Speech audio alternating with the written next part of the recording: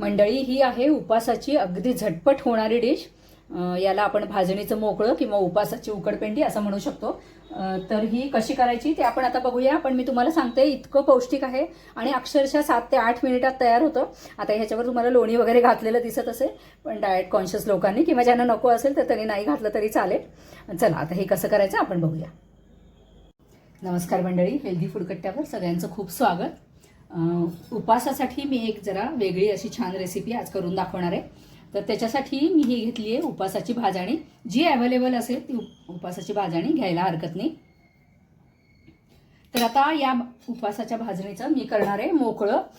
याच्या आधी सुद्धा मी थालीपीठाच्या भाजणीचं मोकळं मी करून दाखवलं होतं, पण आज मात्र मी उपासाचं करणार आहे, त्याच्यामुळे मी उपासाची भाजणी घेतली आहे. याच्यामध्ये जसं दह्याचा आंबटपणा असेल तर त्याप्रमाणे आपल्याला दही किंवा ताक घालायचं आहे.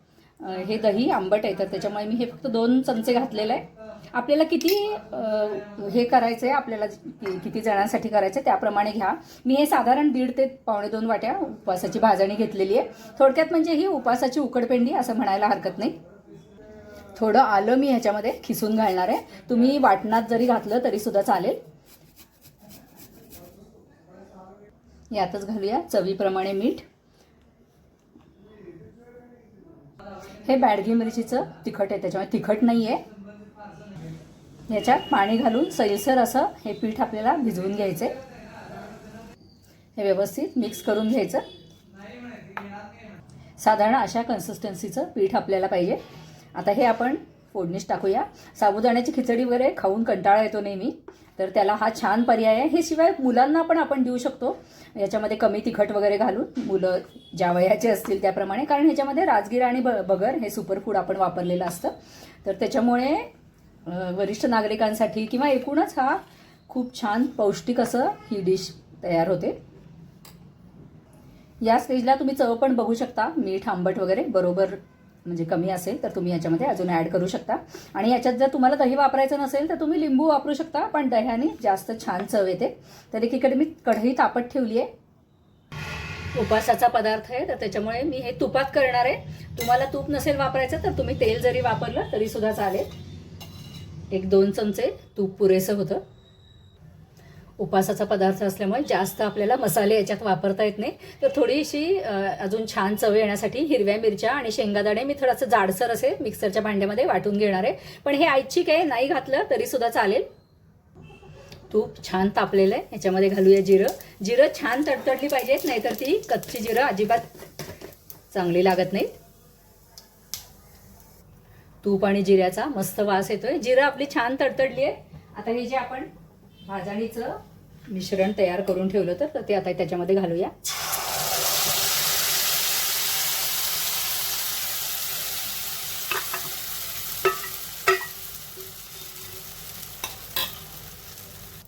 थोडंसं पाणी मी ॲड करते. तुम्हाला जर घट्ट ही भाजणीचं मोकळं हे जर घट्ट हवं असेल तर तुम्ही कमी पाणी घाला.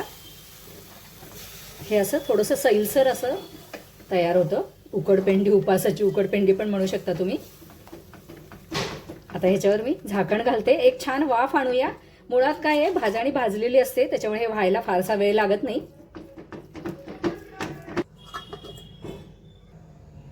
दोन 3 मिनिटं झालेली आहे. एक वाफ आलेली आहे.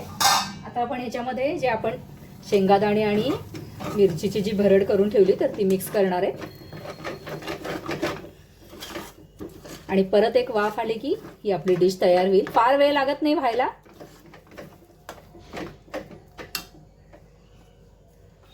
हे असं जाडसर कूट करून घेतलेलं आहे. व्यवस्थित मिक्स करून घेऊया. हे जरी तुम्ही नाही घातलं तरी सुद्धा ही जी उकडपेंडी आहे उपासाची तर ती मस्त लागते अगदी. पण ह्याच्याने थोडंसं टेक्स्चर येतं, तर म्हणून मी हे जाडसर कूट घातलेलं आहे. पण ज्यांना अजिबातच शेंगादाणे चालत नाही तर त्यांनी नाही घातलं तरी सुद्धा चालेल. ऑलमोस्ट आता ही उकडपेंडी आपली तयार झालेली आहे. आता मी त्याच्यावर फक्त एक झाकण ठेवून वाफ देते. थोडंसं तूप कडेने घालूया. अगदी 5 ते 7 मिनिटात हे उपासाच्या भाजणीचं मोकळं आपलं तयार आहे. आता मोकळं म्हणल्यावर कोणी कोणी हे अगदी सुटं सुटं करतं, कमी पाणी घालून करतं, पण माझ्याकडे हे असं मऊ आवडतं त्याच्यामुळे मी थोडंसं जास्त पाणी घातलेलं आहे. तुम्ही तुमच्या आवडीप्रमाणे करू शकता. तर हे आपलं भाजणीचं मोकळं तयार आहे. आता आपण सर्व करून घेऊया.